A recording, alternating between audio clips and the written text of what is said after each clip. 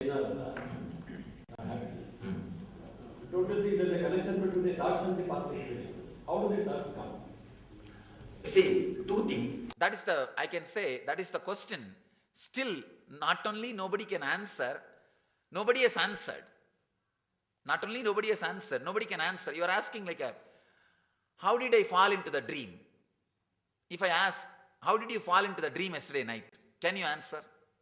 You see, you know the possibility that you came out of the dream. You are able to come out of the dream, na? Then there is a possibility. But you can't analyze or understand how did you get into the dream. See, same way, you can come out of this dream, but you can't analyze and find out how did I get into this dream, because the logic which you have now is not capable of understanding. It is not bright enough to understand how did you get into this situation. With your past experience of what you are projecting for the future, will it not lead to thoughtlessness? I can tell you one thing. Because I think your mind will become silent, and it will lead to thoughtlessness, which is meditation according for reaching that unclutching the. That is the part I was thinking. Two things. First thing, the moment you think about the thoughtlessness or silence, you think that you will be in that same state and your body and your life will not run. Am I right? I want to tell you that it will lead to thoughtlessness. Then you start imagining that. No, I think automatically it will. Automatically it will lead, but I can say it will lead to a silence, it will lead to a kind of a peace in the initial level, but I don't say that is ultimate. Then something breaks in you, something happens in you, the regular thought or what you call as a thought or mind, everything is happening, your body moves, your day-to-day life happens, but you never come back as your old personality. Maybe I can use the word Sagaja Samadhi. You never come back as the old personality. You just live. See, maybe I can use this word. The psychological revolution happens in you, the cognition, how you receive information, process it, and give the answers. That whole process becomes different. I don't want to say that you will become thoughtless completely. You understand? The moment I say the word you will become thoughtless, you start thinking that I will become completely silent and I will not be able to do anything. My body will not move, my mind will not move. No, that does not happen. Because we are unaware, that's why our thoughts keep on connecting it with the past experience or whatever it is. My question to you is how to become aware. How you are saying that you disconnect your thought, but it automatically keeps on happening. That you keep on connecting. What I am saying, when in the initial level, you may have to sit in the beginning for some time and continuously unclutch. Then it will bring you a kind of a silence. You will settle down. Then after that, continuously whole day, when you walk, sit or stand or do anything, even remembering that idea unclutching. You see, the idea unclutching, this is what I call initiation. That idea is like a stick used to burn the dead bodies. In India, if you see the burning of the dead bodies, after burning, they will throw that stick also into that fire. Same way, this idea of unclutching will burn all other clutches and difficulties. Finally, this idea also will be put in the same fire. Swamiji, in the beginning you were saying, Japa, that it is actually a portable knowledge, and it may not lead to that what you are saying, that disconnecting the thought. But now you are saying that maybe in the beginning you may have to sit and disconnect your thoughts. See, in the beginning, I was not saying it is bad or anything. I was saying we have something more to offer. But japa can be also one of the techniques to disconnect. Yes, surely. It can also lead in the initial level. In the initial level, see, there are different layers in our being. Physical body which you are carrying. Yoga will help for the physical body. The second, the pranic layer, the prana happening inside you. Pranayama will help to work on that layer. The third, mental layer, inner chattering you are having. The japa, repetition of some word or idea, the mantra, can help you that layer. The fourth, emotions. Some visualization can help that layer. That we call it as a subtle layer, Sukshma Sarira. Then the deeper layers are like Anandamaya Kosha, or the deep sleep, Karana Sarira. Those layers can be helped by this method of unclutching. So different techniques or different layer helps. Different techniques can penetrate, can help you at a different level, different layer. What I am trying to say about this unclutching, when you try to experiment this unclutching, a very simple thing, all you need to do, remember that unclutching. Instead of giving meaning, connecting with the old thoughts and allowing that, see, when you create a thought, you are a Brahma. When you maintain a thought, you are a Vishnu. When you destroy a thought, you are Shiva. If you don't do all these three, you are Parabrahma. Unclutching is a method, it's like a self-purifying. As long as you are in the mental layer, now we are talking in the mental layer. This will be like a technique, like a mental layer. The moment you become subtle, actually if you try it, when you experiment with this technique, suddenly you will see, you don't even have to repeat the word unclutching, that very idea repeats. It becomes subtle. See, any technique which can purify itself, the moment when you become subtle, the technique also should become subtle by itself. Then it's a liberating technique. The technique which does not become subtle by itself, which stays as a grass, at one point, if it is not able to dilute itself, if it is not able to disappear, if it is not able to kill itself, if the technique is not able to commit suicide, it will kill you. Yes, maybe.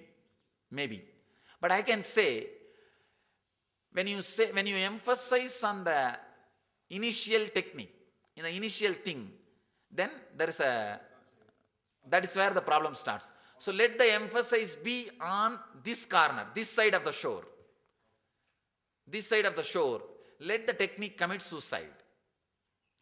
When you grow, when you become more subtle, let the technique commit suicide and let you become more and more subtle. Let the emphasis be on this side. I can say the difference between the normal mind and living enlightenment. See, the normal mind, you know, it functions, it works, all of us know. And in between there is a space called silence. When you become thoughtless and actionless. Yogaha chitta vritti nirodhaha. When there is no thought and no action, complete chitta vritti happens. The chitta vritti nirodha happens. Cessation of the mind, that happens. The next thing happens is, I can give you this example. As of now, if we have 10-acre land, the 10-acre land is our mind. Everything is continuously moving, jumping, restless. But when you live enlightenment, when you come to the ultimate truth, it's not that the activity in the 10-acre stops, suddenly you have a 10 million acre. In the 10 million acre, the activity in the 10-acre is negligible. First state is 10-acre land and all 10-acre is restless. Second state, all the 10-acre is in silence. Third state, what I call Sahaj Samadhi or living enlightenment, you have 10 million acre, the 10-acre restlessness is there, the activity is there, but you are never touched by it. You are never disturbed by it. The day-to-day life is happening. Every day life is running. Every day your life is moving.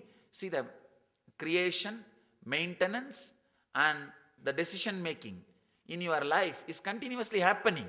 But the constant irritation which you carry now is missing. That will be missing. That's what I call living enlightenment.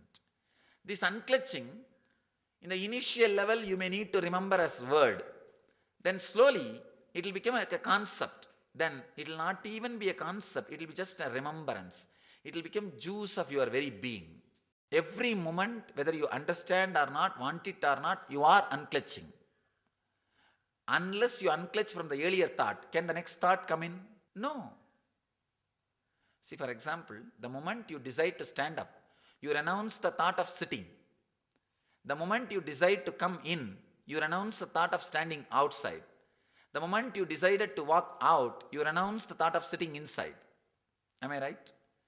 Only when the earlier thought is renounced, the next thought can come inside your inner space.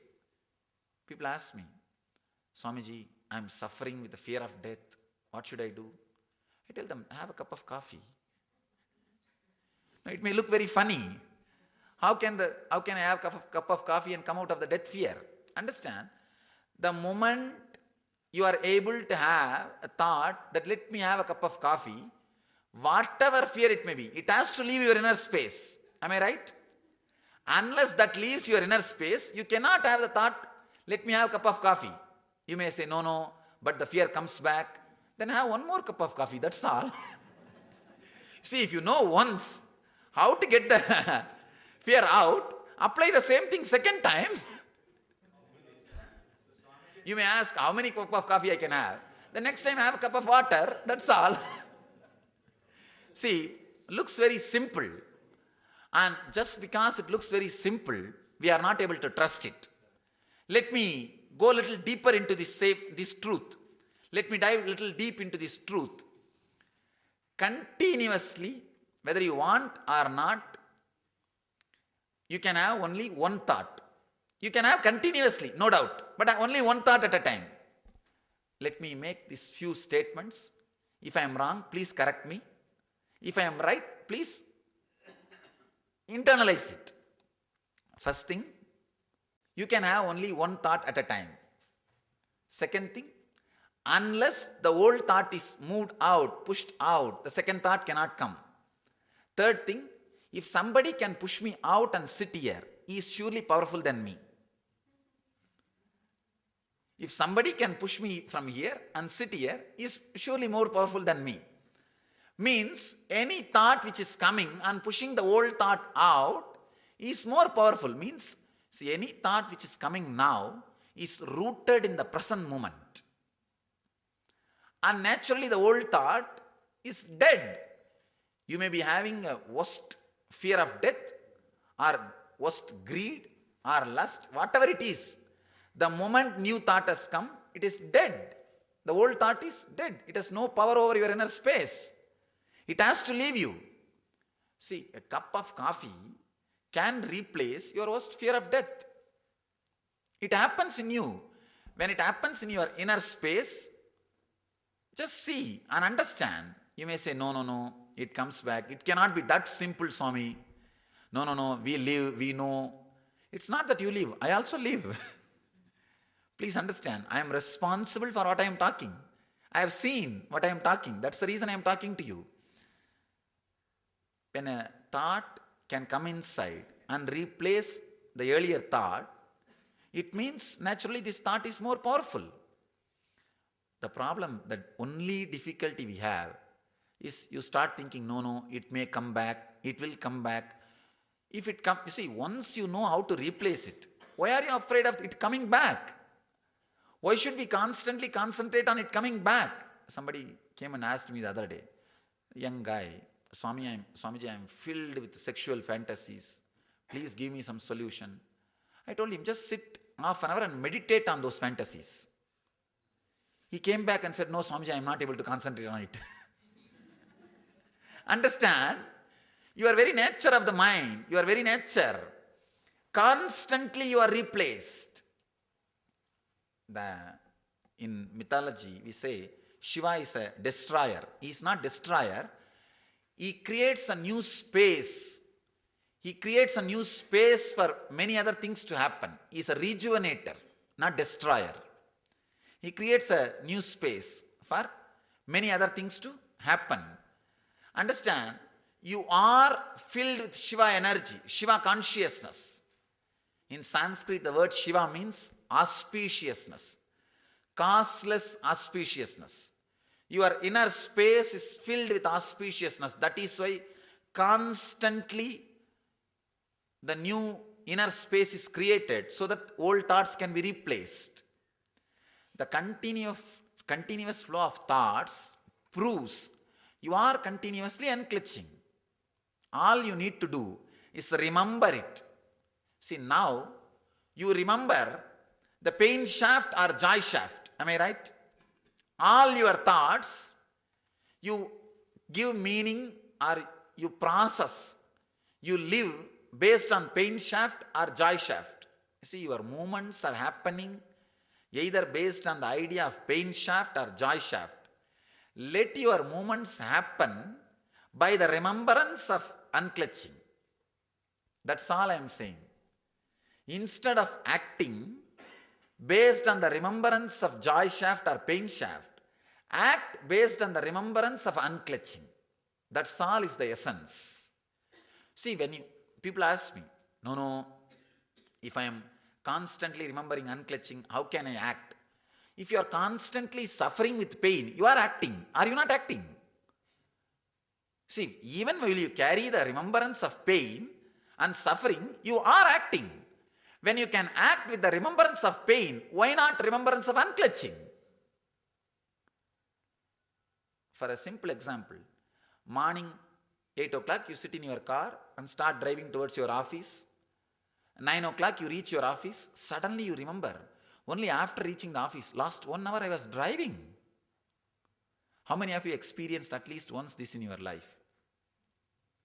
At least once. You would have experienced. See, then 1 hour you took so many decisions. Pressing the accelerator, changing the gear, stopping for red light. So many decisions. But you are not aware. When you can drive with unconsciousness, why not drive with a super consciousness? You can. Your day-to-day life is possible with the remembrance of unclutching. With the undercurrent of unclutching. That's what I call living enlightenment. One thing, this is the only thing you need. A simple courage to experiment in the beginning. Simple courage to experiment in the beginning. The undercurrent, you see, if you have a deep depression, do you stop going to the office? No. You may carry that, but your body moves. You are working. Maybe you may not be productive that much or you may not be efficient that much. That is different. But your body is living. You are actually, instead of living depression, I am saying live enlightenment. But when we live depression, we don't have all these questions. No, if I am depressed, how can my body move? We don't have questions. It became part of our life. Same way, in the initial level, you will have questions, how to live enlightenment. But the constant remembrance of unclutching will not interfere in your mind or body movements. It will interfere only in one thing. It will do only one change in you. You will not carry your constant irritation. That's all. That constant irritation is the product of the fight between the ahankara and mamakara. The identity which you show to the outer world and to the inner world. That fight, if it stops, you are living enlightenment. See, when I express with a simple word, that irritation. But that irritation is the source of all pains and suffering. That irritation is the source of the whole maya, the whole illusion, whatever you call. So in the initial level, remembering that word unclutching, slowly, you don't even have to wait for years. Within few times when you try, you will suddenly see, if your enemy means if your mind is in the mental plane, means with the words, very powerful, then unclutching also will be like a word. If your mind is in the emotional level, just some subtle memories are flowing, then unclutching also can be just a simple remembrance. If your mind is just neither words nor visualization, just something is flowing which you don't understand, very rarely you will experience that space. At that moment, you don't even have to remember unclutching. Just your very presence, you will see you are unclutched. If your enemy is mind. Based on the strength of the enemy, the technique also will change itself. That's what I call the Mahavagya. Mahavagya means the ultimate truth. The ultimate initiation will be such, it will change its position, its strategy, its space and its strength based on the enemy's strength. All you need to do is add this simple truth, unclutching, And when you work with this technique, you will see by your very nature you are unclutched. That is why you are able to have new thoughts. That is why you are able to have new thoughts. See, any depression can be replaced just by one thought. Let me have a cup of water. Let me have a cup of tea. Over. Trash your emails. You again go back to the trash and bring them back. That is where the problem starts. That is where the problem starts. And you have a clear, very strong belief. No, no, no. Whatever is said and done, even if I have thrown it, it will come back. It will come back. See, once you know how to throw that, even if it comes back, it's okay. Why are you afraid? Let us throw again. Let us throw again. Give more power to the gap.